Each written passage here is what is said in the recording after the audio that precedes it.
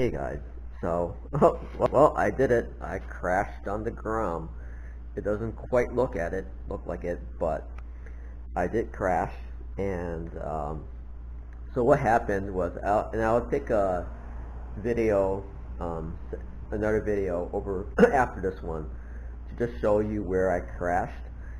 I wouldn't say it's really that big of a crash. I kind of just slid around like 30 feet or so, and it was luckily on the not on the muffler side, because if it was on the muffler side, I'm pretty sure the bike would be in worse condition than it is.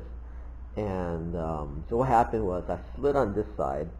I was going in the corner a little bit fast. I was trying to make a light, and I was in a pretty steep lean angle, trying to get around that corner. And of course, there's some gravel on the road, some rocks or whatnot, and yeah, the bike slid out. There's nothing I could do. I couldn't recover from it at all because I was at such a steep lean angle that it was just impossible to recover. And so let's take a look at the damage. Today right now I'm just kind of wiping off these surfaces. Sorry, I just want to wipe off the mirror real quick. So I'm kind of wiping off the surfaces of where the damage is.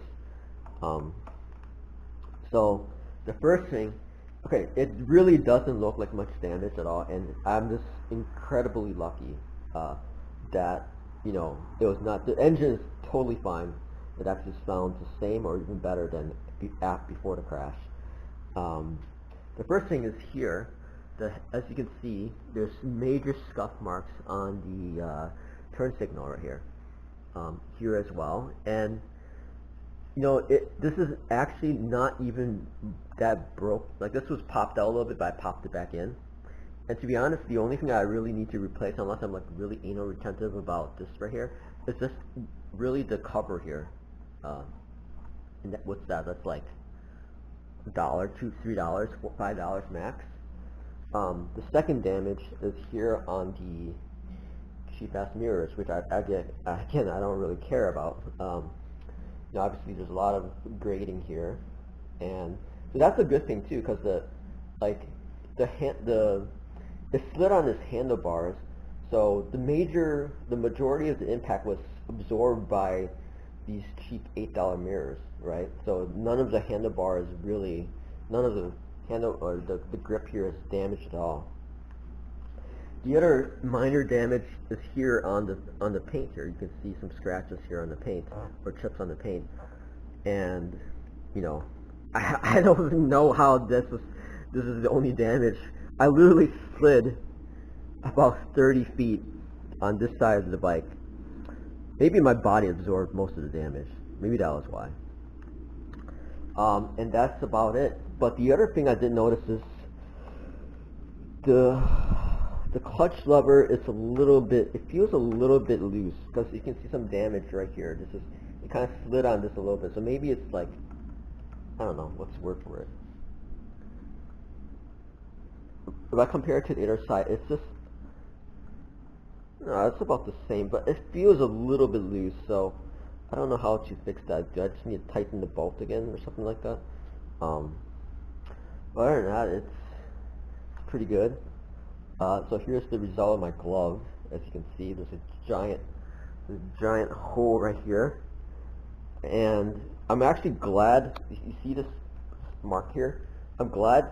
So over the weekend I went to the mall, and I think someone threw down my helmet and trolled me and took away one of my other gloves, which is my light gloves. Which I think if I used my light gloves, I think I'll have more severe damage to my hand. This isn't part of it. There's like some skin missing here. In terms of damage to me, I have severe road rash right here. I don't want to really show it to you, but you can see some road rash right here. And I can tell you, this part right here is bad. I had to treat it at work by some friends, and now I know how to treat it. So basically, I'm just using Neosporin and washing it every day, Neosporin, and then changing the bandages twice a day. So, it is what it is. I have a deep abrasion up here as well. It's not as bad. It's a small abrasion. And that's about it. Also, my pinky is a little bit swollen. I don't think it's broken. I don't think it's broken. It is swollen. It's a little bit different color, obviously, than the rest of my fingers. But yeah, so I'll make a video of like where I crashed. Is it really a crash when you just kind of slide out? Maybe, I guess it is. I would say it's 80% my fault and 20% the road's fault. Maybe disagree. Maybe I was just going too fast. I think the other thing was that these are like super skinny tires, and I was trying to do too sharp of an angle on these tires. I was at a pretty steep lean, okay? I mean, not like MotoGP level or like 45-degree level. Actually, I think I was at close to a 45-degree angle on a Grom. Maybe that's not advisable. But anyway, so that's the video. I'll have another video like right after this to show you exactly the part where I crashed. And just this is a really short part of that, and just talk about it a little bit more. And also, I'm going to the post office, so I'll talk about I'll talk about what I want to do with the bike, because I did actually go to a couple of bike shops looking for bigger bikes, and just kind of like need a little bit more speed, okay? Just talking about different options that I have. I still love the Grom. What are my options as a short rider? Not many, okay? But so that, and that's kind of, I mean, I've been short all my life, so I know the limitations of being short. So, you get to kind of live with it. But anyway, alright, I'll be right back.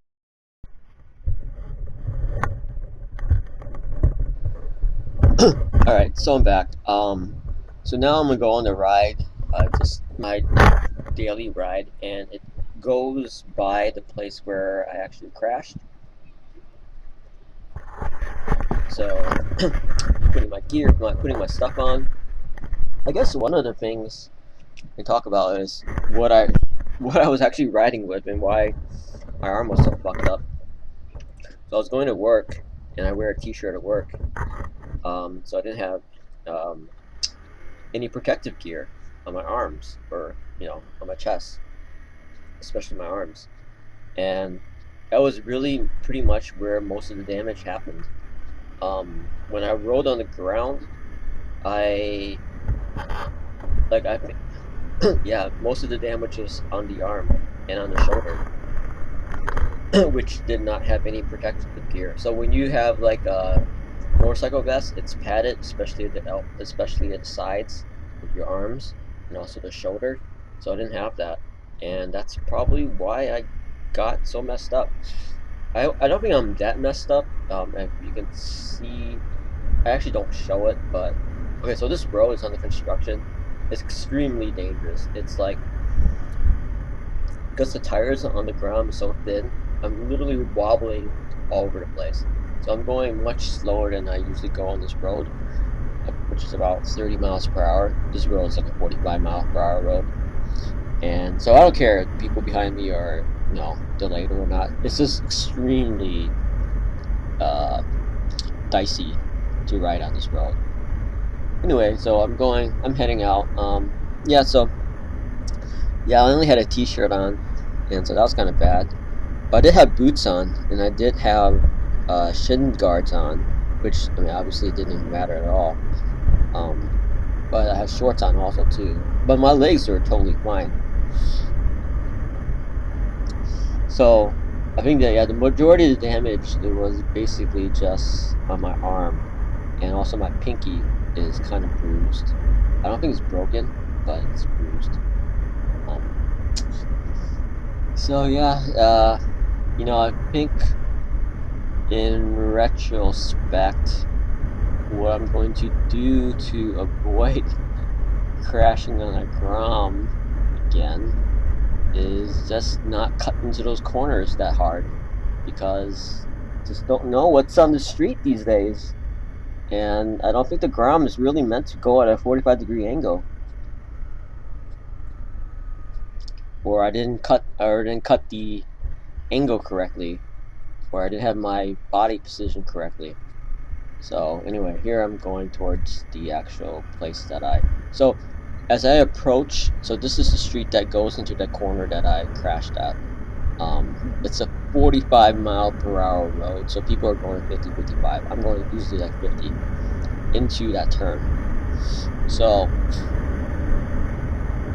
when I was going into the turn, it was turning yellow. So I actually did not. It was turning yellow in the latter part of yellow, so it's not like it turned yellow right away.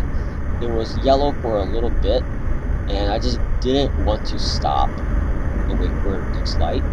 And I didn't want to slow down and kind of like, just sit in the middle of the road turning safely while all the cars are just waiting to go.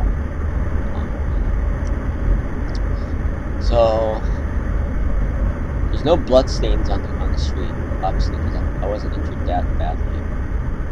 When I crashed yesterday, there was like a white streak from the pegs probably, but it's not visible. It wasn't visible there today when I went past.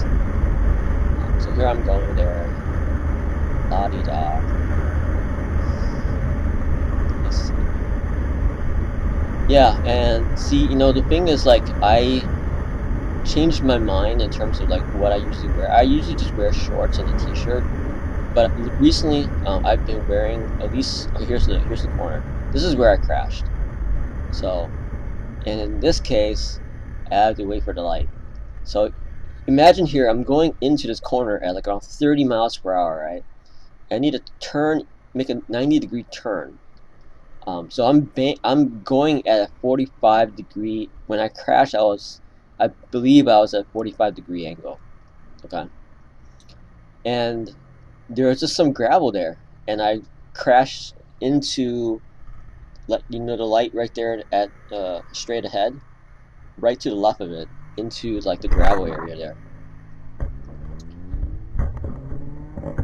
So here now I'm being extra careful in this corner going forward, because I don't want to crash in the same corner twice. That's pretty bad. So like I crashed right there into that gravel right there. So I slid like halfway, like into that turn. So I was turning hard into that. I slid into that. So maybe like 20 feet or so, 20 to 30 feet slide. But yeah, not the greatest. So yeah, so that's kind of the story of my crash. I was talking to a guy today at my gym he rides like a 600, and so we were chatting a little bit since we both ride. And I told him I crashed on the ground. He was like, "Oh no!" Like, "Oh, it's so embarrassing to actually crash on the ground. You don't know how embarrassing it is. It's like crashing on like a training bike or some shit, like a like training wheels and shit. Like, yeah, I kind of didn't know what the hell I was doing.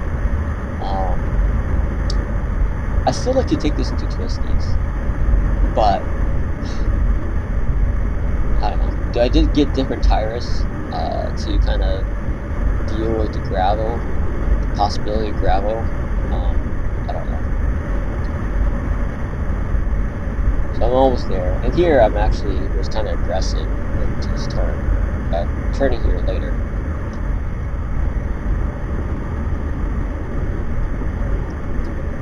But yeah, so what I was saying before was my riding gear is minimal. Just the helmet. Oh yeah, the helmet saved me too, because I flipped a couple times when I was riding, and I could feel the helmet absorbing most of the damage. Like, it was like clunk, clunk, clunk, clunk, clunk as I was rolling over. I guess the bike slid, and I just kind of rode for a little bit as I slid. So here I'm going. One guy goes, and then like, okay, so let me go. I'm like, all right, fuck that, I'm just going. Yeah. So, but what I'm going to do is when I can, I'm gonna wear at least long pants and long sleeve shirts, not because of the crash potential, but because of the sun. I'm just like baked every single day at work and baked at like when I'm on the bike. So I want to stop getting baked by the sun. So that's why I'm gonna start wearing long sleeves. Um, crashes, bad things happen. Like here's a philosophy kind of thing. So I don't really want it to detract from my riding. So I'm on the bike like the next day. I don't care. Guy works like, oh, you're right. You're the guy. Like, oh, you're riding again? Okay. You're like, yeah. I was like, I don't care. I don't really care. I'm fine. I didn't like break my arm or anything like that. Just a sore, sore arm. But anyway, that's it. Obviously, it's 100% my fault for not recognizing the conditions and being a bad rider. But part of it's the fucking gravel on the gravel on the fucking roads, man. Jesus Christ! Like without the gravel, I think I could have made that turn. Anyway, all right. Talk to you guys later.